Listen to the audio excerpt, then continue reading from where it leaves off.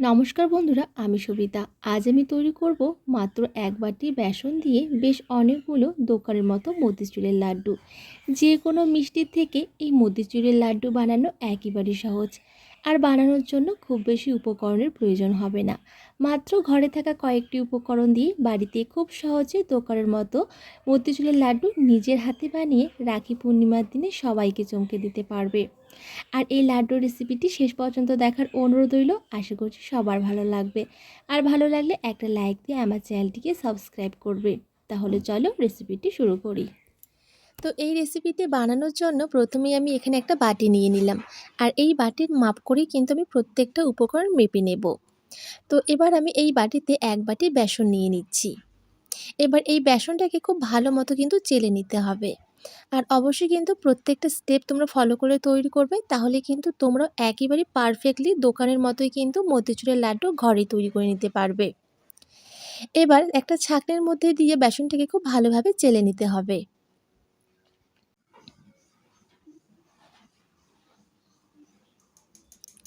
তো পুরো বেসনটাই কিন্তু আমার খুব ভালো মতো চেলে নেওয়া হয়ে গেছে। এবার যেই বাটির মাপ করে আমি এক বাটি বেসন নিয়েছি, সেই বাটির মাপ করেই কিন্তু আমি এক বাটি এখানে জল নিয়ে নিচ্ছি। আর এখানে কিন্তু জলটা দিয়ে এবার একটা বেটার তৈরি করে নিতে হবে। তবে একেবারেই কিন্তু জলটা দেওয়া যাবে না, অল্প অল্প করে দিতে হবে আর খুব ভালোভাবে কিন্তু মিশিয়ে নিতে হবে। আবারও আমি জল দিয়ে দিচ্ছি। ঠিক এভাবেই কিন্তু অল্প অল্প করে জল দেবে আর খুব ভালোভাবে কিন্তু একটা বেটার তৈরি করে নিতে হবে। এবার আমি পুরো জলটাই দিয়ে দিলাম। এবার আবারও খুব ভালোভাবে মিশিয়ে নিচ্ছি। তো খুব ভালোভাবে মিশিয়ে নিয়েছি। এবার মতিচুরের লাড্ডুর যে কালারটা হয়, সেই কালারটা আনার জন্য এখানে আমি দিয়ে দিচ্ছি একটু রেড কালারের ফুড কালার। এবার আবারও একটু খুব ভালোভাবে মিশিয়ে নিতে হবে।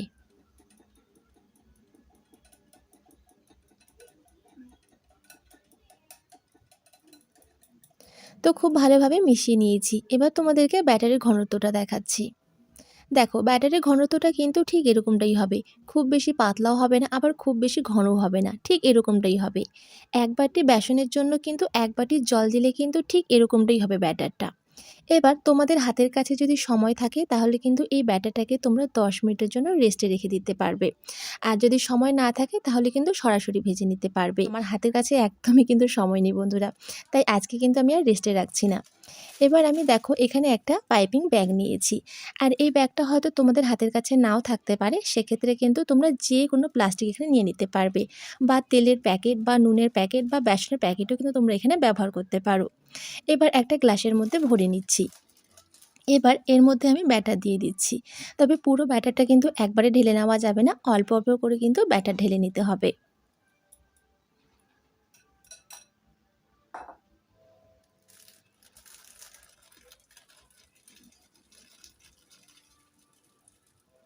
এবার চলো মতিগুলো ভেজে নেওয়ার পালা।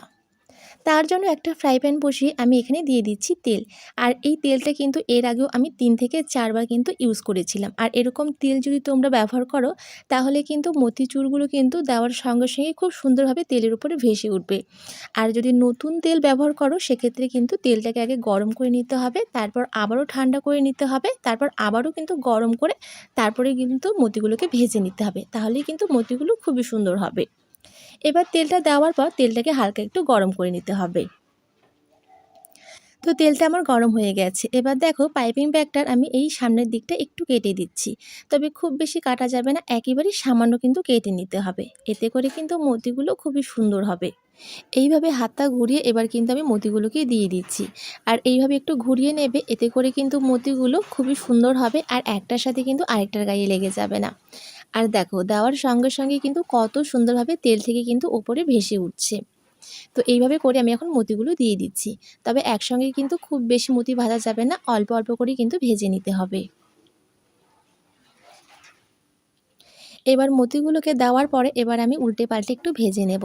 তবে ভেজে নিতে কিন্তু খুব একটা সময় লাগবে না, খুব অল্প সময়ের মধ্যে কিন্তু ভাজা হয়ে যায়। দেখো এরই মধ্যে কিন্তু আমার মতিগুলো ভাজা হয়ে গেছে। এবার মতিগুলোকে একটা ছাঁকনির মধ্যে দিয়ে তেল ঝরিয়ে আমি তুলে নেব।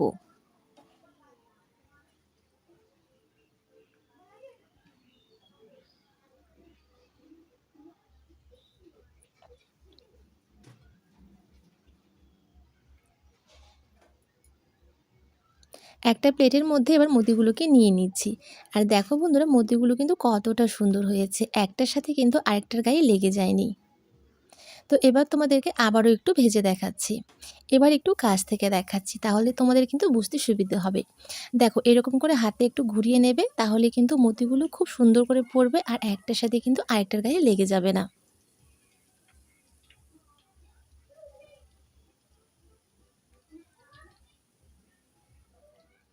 তো এই মোতিগুলো কিন্তু ভাজা হয়ে গেছে। এবার একইভাবে সমস্ত মোতিগুলোকে আমি ভেজে নেব।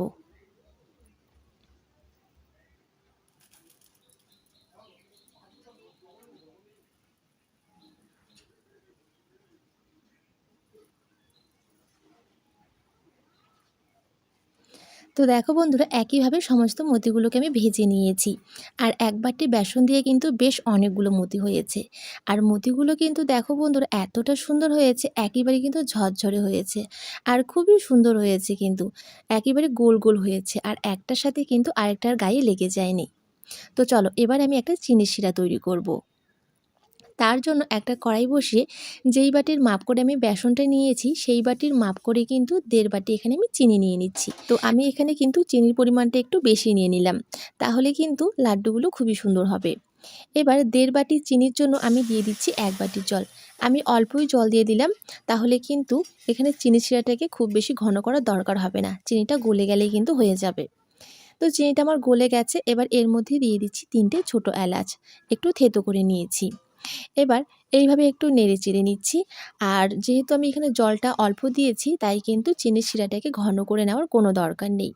এবার এর মধ্যে দিয়ে দিচ্ছি সামান্য একটু রেড কালারের ফুড কালার। এবার ফুড কালারটা দিয়ে আবারও একটু ভালোভাবে আমি নেড়ে চেড়ে নিচ্ছি। এবার আমি হাত দিয়ে এইভাবে একটু চেক করছি। দেখো, চিনিটা কিন্তু এরকম একটু চিটচিটে হয়েছে, তার মানে বুঝে নিতে হবে চিনির শিরাটা কিন্তু একেবারেই হয়ে গেছে। আর এই চিনির শিরাটা কিন্তু একতার বা দুতার করে নেওয়ার কোনো দরকার নেই, একটু চিটচিটে করলেই হয়ে যাবে। এবার যে আমি মতিগুলো ভেজে রেখেছি, সেই মতিগুলো কিন্তু আমি দিয়ে দিলাম। এবার নেড়ে চেড়ে একটু শুকনো করে রান্না করে নিতে হবে। 3 থেকে 4 মিনিট রান্না করলেই কিন্তু হয়ে যাবে।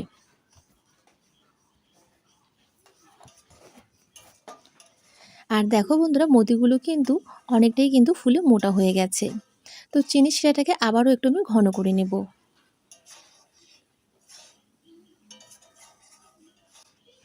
তো দেখো বন্ধুরা, আমি 3 থেকে 4 মিনিট রান্না করে নিয়েছি, আর এরকম কিন্তু ঘন হয়ে গেছে, আর বেশি ঘন করার দরকার নেই। এবার এর মধ্যে দিয়ে দিলাম কিছুটা ড্রাই ফ্রুট। এখানে আমি কাজু বাদাম নিয়েছি, আর কাজু বাদামটাকে এইভাবে ছোট ছোট টুকরো করে নিয়েছি। এতে করে দেখতেও ভালো লাগবে, আর খেতে তো অবশ্যই ভালো লাগবে। এবার একটু নেড়ে চেড়ে এই কড়াইটাকে আমি নামিয়ে নেব।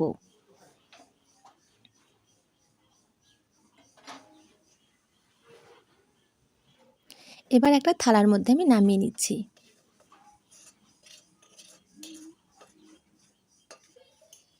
এবার একটু এইভাবে ছড়িয়ে দিচ্ছি, এতে করে খুব তাড়াতাড়ি ঠান্ডা হয়ে যাবে। এবার আমি ঠান্ডা করে নিয়েছি।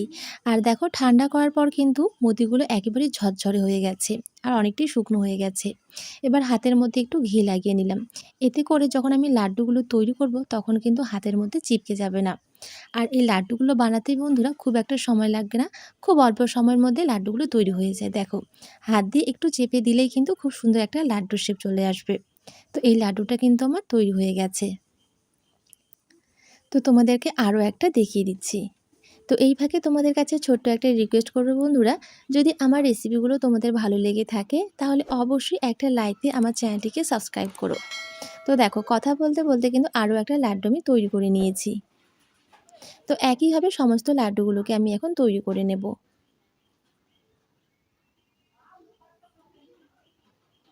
দেখো, প্রত্যেকটা লাড্ডু কিন্তু বন্ধুরা ভীষণ সুন্দর হচ্ছে। তো দেখো বন্ধুরা, একইভাবে সমস্ত লাড্ডুগুলোকে আমি তৈরি করে নিয়েছি।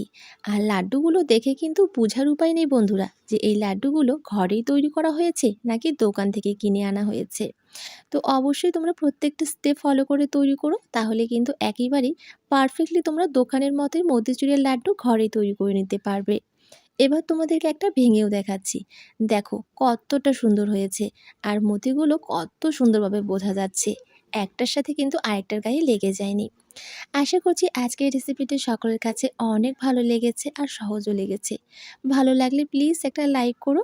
আর আমার চ্যানেলে যদি নতুন বন্ধু হয়ে থাকো তাহলে প্লিজ আমার চ্যানেলটিকে সাবস্ক্রাইব করো। তাহলে চলো আজকে আর কথা বাড়াচ্ছি না, আজকে এখানেই বিদায় নিচ্ছি। দেখা হচ্ছে নেক্সট একটা ভিডিওতে।